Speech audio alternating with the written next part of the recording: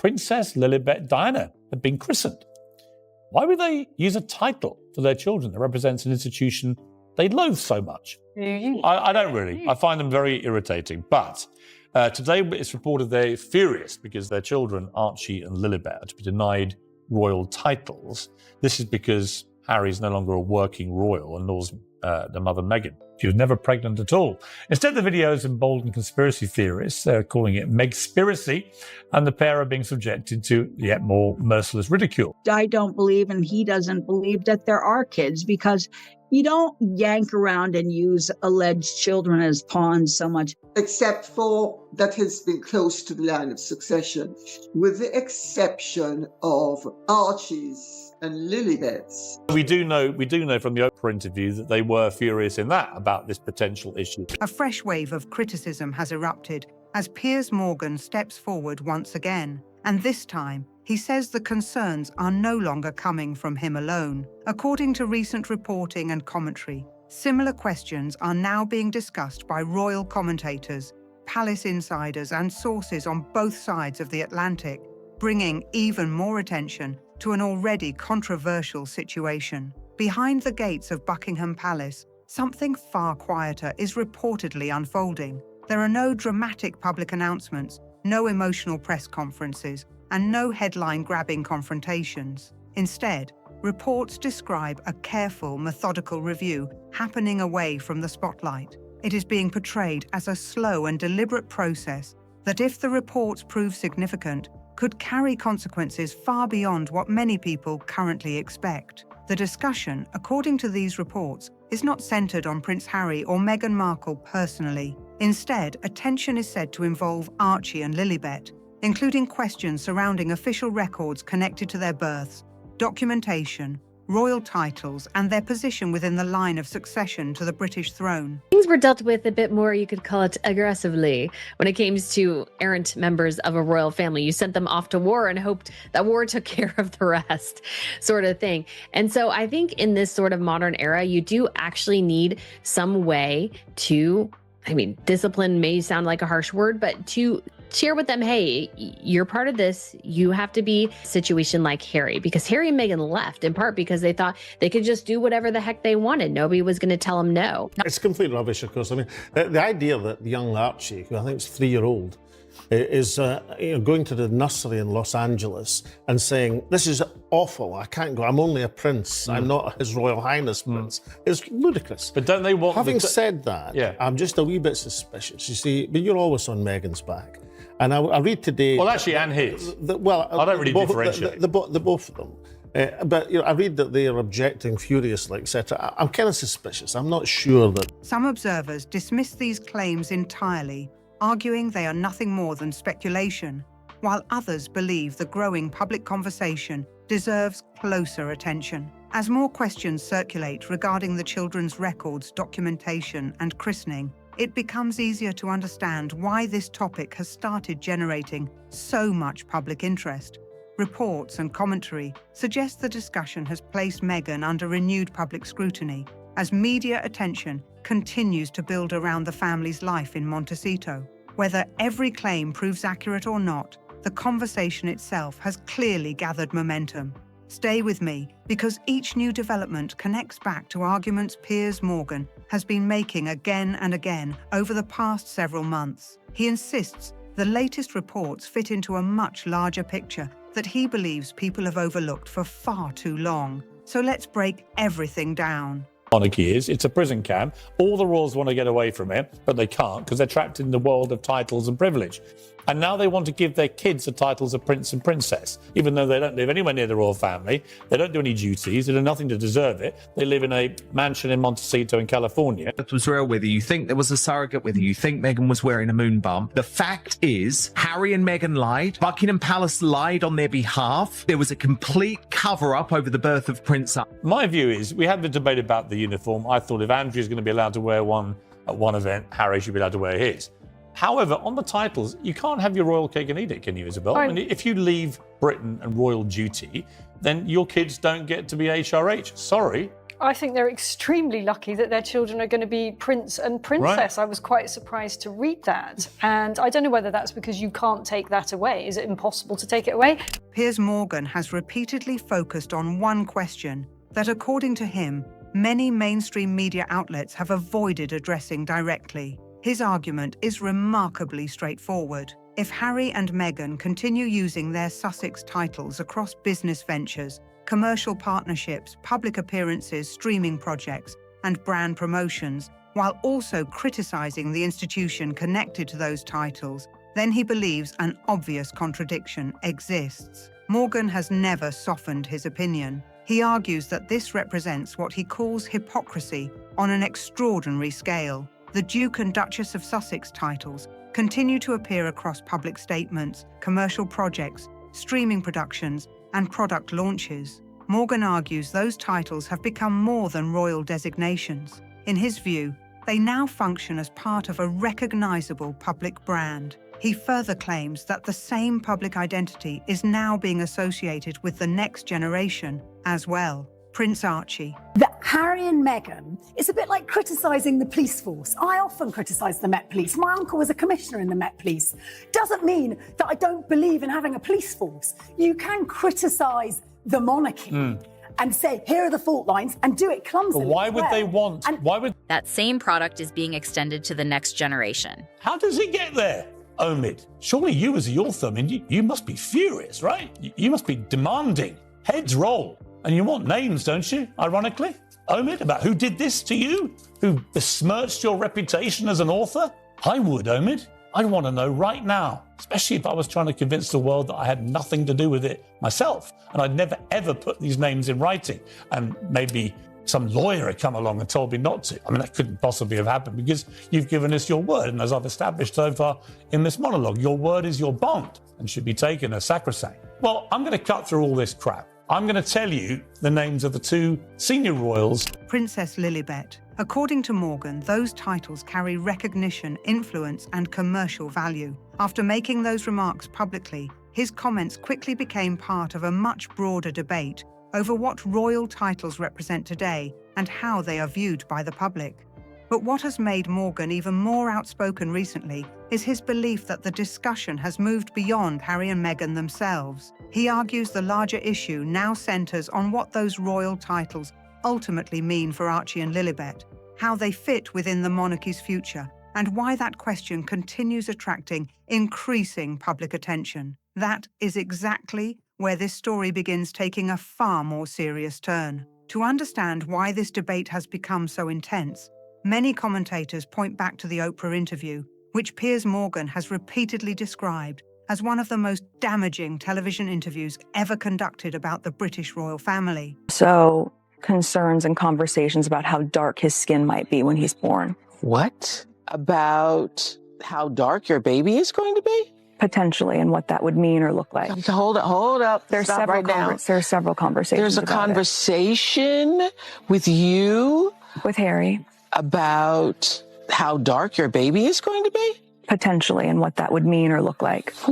He has argued for years that the fallout from that broadcast continues to shape public discussions surrounding Harry, Meghan, and the monarchy itself. During that interview, Meghan said Archie had not received a royal title because of concerns connected to his skin color, suggesting the decision reflected racial bias within the royal institution. Those comments immediately sparked worldwide debate and remained one of the most discussed moments from the interview long after it aired. Piers Morgan firmly challenged that account from the beginning. He argued that, under the letters patent issued by King George V, the rules governing royal titles were already established and applied according to long-standing constitutional arrangements. In his view, great-grandchildren of a reigning monarch did not automatically receive the titles of prince or princess under those rules at that particular time, regardless of who they were. Morgan's position has consistently been that Archie was not treated differently under the existing framework. According to him, the rules applied equally, and he has repeatedly argued that presenting the situation differently created a misleading impression for millions of viewers watching Around the World. He has often described that interview as deeply unfair to an institution that traditionally does not respond publicly to personal allegations. Morgan also believes that the controversy remains important today because, in his view, it placed the children's royal status at the center of an international debate. He argues that once titles become such a major public issue, it is inevitable that greater attention will be paid to the official records, procedures, and documentation connected to them. According to Morgan, the reports now circulating are encouraging even more public discussion rather than settling the matter. That is where, he says, the story begins moving into an entirely new phase. He is no longer the only public figure raising these questions. Recent reporting from News Nation in the United States has highlighted claims that some royal commentators have already been discussing for weeks, adding another layer to the ongoing conversation. Those reports claim that Prince William is reportedly considering future changes involving Harry and Meghan's royal titles. The reports cite unnamed sources suggesting that, from their perspective, the issue may eventually become a matter of timing rather than possibility. These claims remain unconfirmed, but they have nevertheless generated widespread discussion. According to the same reports, any future decisions, if they were ever made, could potentially extend beyond Harry and Meghan themselves, and also affect Archie and Lilibet, meaning all four members of the family have become part of the wider public conversation surrounding royal titles. Piers Morgan has argued for months that the dispute was gradually moving in this direction. He has repeatedly compared Harry and Meghan's situation with that of Prince Andrew and Sarah Ferguson. In Morgan's opinion, both couples continued benefiting from their royal associations while also becoming the focus of controversies that he believes placed significant pressure on the reputation of the institution itself. He argues that those similarities explain why the debate has continued growing instead of fading away. According to Piers Morgan, the central issue is that Harry and Meghan continue benefiting from their connection to the monarchy while no longer carrying out the full-time responsibilities that have traditionally accompanied senior royal roles. He argues that this imbalance sits at the heart of the growing public debate surrounding their future within the wider royal story. Morgan does not soften his opinion. He believes the commercial landscape surrounding Harry and Meghan has changed significantly over the past few years. In his view, their Netflix partnership is no longer attracting the same level of public excitement. The Spotify podcast has come to an end, and he argues that newer business ventures appear smaller in scale than earlier projects. Morgan says that when commercial opportunities become more limited while the royal connection remains valuable, it creates exactly the type of situation that Prince William may eventually have to address. According to recent reports and royal commentary, one proposal being discussed would involve changes affecting Princess Beatrice and Princess Eugenie alongside Harry and Meghan. Supporters of that theory argue such an approach could be presented as part of a wider modernization policy rather than being viewed as a decision aimed at one particular family. Morgan says this reflects the principle he has been repeating for months. In his opinion, anyone who is no longer serving as a full-time working royal should not continue holding an active royal title. He frequently points to Zara Tindall as someone who has established a respected public profile without relying on one. Morgan believes the same standard, if adopted, should be applied consistently throughout the royal family, including in discussions involving Archie and Lilibet. He also notes that Archie and Lilibet are growing up in California and have not been part of the day-to-day environment associated with working members of the monarchy. Morgan argues that this reality naturally raises further public questions about how royal titles are viewed in the future, particularly as debate surrounding the monarchy continues to evolve. Then comes the latest reported development that Morgan says caught his attention. Several reports claim Meghan has strongly opposed the possibility of any titles being removed and has reportedly discussed taking legal action if such a decision were ever made. According to those reports, she would be prepared to challenge the matter through the courts. Morgan's reaction has been predictable. He asks one direct question: what court would actually have the legal authority to decide an issue involving royal titles? Morgan argues that he does not see a realistic legal route for such a challenge. In his opinion, royal titles originate from the Crown, and any future decision concerning those titles would ultimately remain a matter for the Crown. He questions whether courts in either the United Kingdom or the United States could require Buckingham Palace to restore titles such as Prince Archie or Princess Lilibet if those titles were ever changed under future constitutional decisions. Because of that, Morgan believes the reported legal threats are unlikely to alter whatever outcome may eventually emerge. He also argues that the belief such legal action could succeed reflects, in his opinion, how differently the situation is viewed from Montecito compared with the constitutional realities of the monarchy. Yet Morgan believes the debate surrounding royal titles, allegations of hypocrisy, and reports of possible legal action may represent only the opening chapter of a much larger story. He says an even more extraordinary development is now being discussed, one that, if it were ever to unfold, could send shockwaves through royal circles and completely reshape the conflict going forward. Piers Morgan says the latest reports introduce what could become one of the most closely watched developments in this entire debate. According to the reports he has discussed,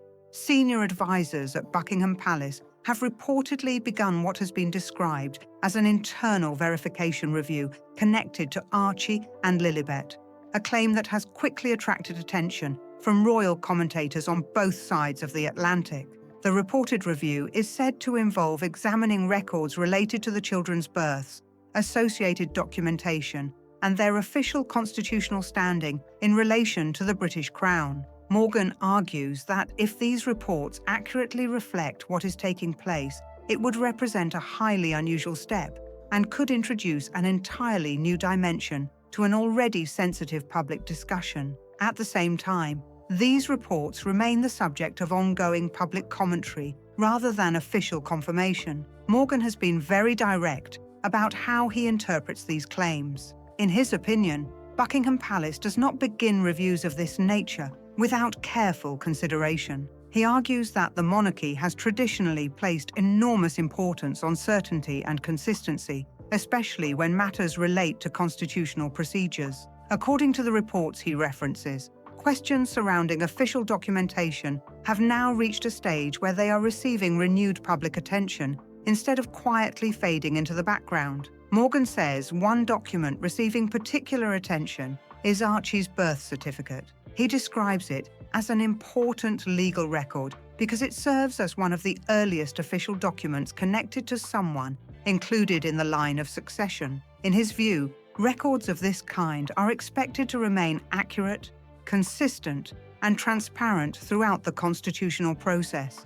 He also points to the fact that the document was later amended. Months after Archie's birth, Meghan's full legal name, Rachel Meghan Markle, was reportedly removed from the certificate and replaced with the styling, Her Royal Highness, the Duchess of Sussex. Morgan argues that changes to official royal paperwork naturally raise questions because, in his view, administrative alterations normally involve formal requests, official approval, and documented processing. He says that alone explains why the amendment has continued attracting attention years after it first became public.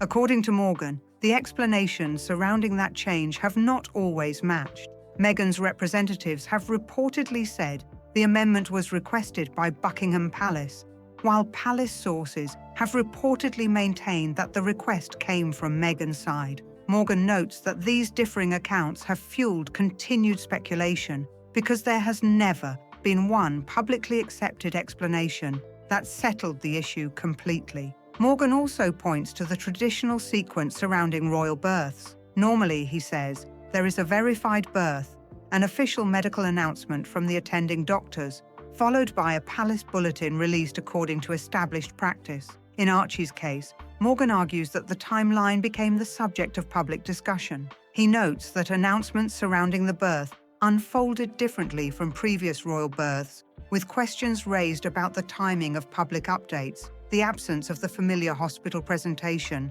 and the lack of independently verified witness accounts during those early hours. He further highlights that, unlike the announcements issued following the births of Prince George, Princess Charlotte, and Prince Louis, Archie's public birth announcement did not include the signatures of the attending doctors. Morgan has returned to that point on numerous occasions. In his opinion, those signatures are far more than ceremonial formalities. He argues they have traditionally served an important constitutional function, which is exactly why he believes this particular detail continues to receive such close scrutiny today. Piers Morgan argues that the purpose of long-established royal procedures is to ensure every royal birth can be formally verified through clear and consistent records. In his opinion, those procedures exist for constitutional reasons, and he does not believe their absence can simply be dismissed as a matter of protecting personal privacy. Morgan says the discussion becomes even more significant when attention turns to Lilibet. According to the reports he references, this is the area where palace advisors are said to be concentrating much of their attention. Lilibet was born in California, and news of her arrival was announced through Harry and Meghan's own communications team rather than through the traditional royal process. He points out that there were no British doctors involved in the public announcement, no royal medical staff presenting official documentation, no palace bulletin issued in the customary way, and no easel displayed outside Buckingham Palace. Morgan acknowledges that for most celebrities, this would attract little attention at all. However, he argues that the situation is viewed differently when the child is included in the British line of succession. According to Morgan, the departure from centuries of royal custom has prompted continued public discussion, with some reports claiming palace officials have examined these differences more closely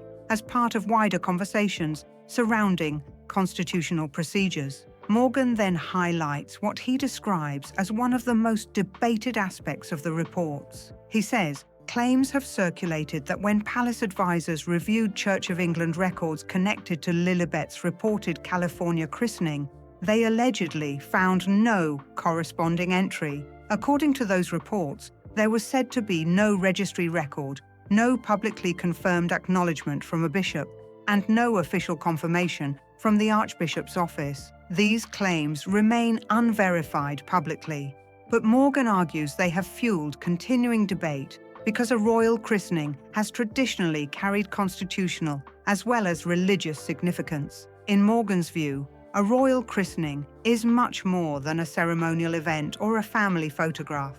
He argues it has historically represented an important connection between members of the royal family and the Church of England, an institution that has remained closely linked with the British Crown for generations. Because of that, he believes any uncertainty surrounding official records naturally attracts greater public interest. Morgan says this is one reason he believes the atmosphere behind closed doors in Montecito may be very different from the carefully presented public image seen across social media and commercial appearances. He has repeated this point frequently, arguing that Meghan's public profile, lifestyle ventures, media partnerships, and broader personal brand all continue to benefit from an enduring connection to the monarchy. According to Morgan, if discussions surrounding the royal children's status were ever to change in a significant way, that connection could become far less valuable. He argues that if royal titles were ever removed, the broader public identity built around those titles would face its greatest challenge yet. Morgan summarizes his position by saying, without the Sussex titles on every statement and every pitch, Harry and Meghan are just a couple who walked away from the most famous family in the world and spent years publicly criticizing it for money.